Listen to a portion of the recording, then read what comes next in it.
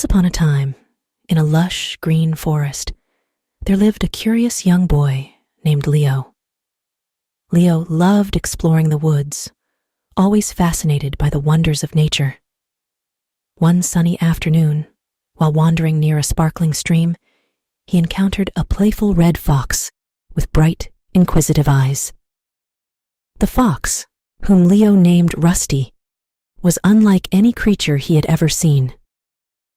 Rusty was friendly and smart, quickly forming a bond with Leo. They spent days playing hide-and-seek among the trees and splashing in the cool waters of the stream. As seasons changed, Leo and Rusty learned from each other. Leo taught Rusty how to find berries, and Rusty showed Leo the secrets of the forest. They discovered that despite their differences, friendship knows no bounds.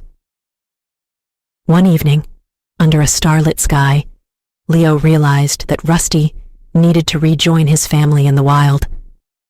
With a heavy heart but a smile, Leo said goodbye, knowing their friendship would remain a beautiful part of the forest story.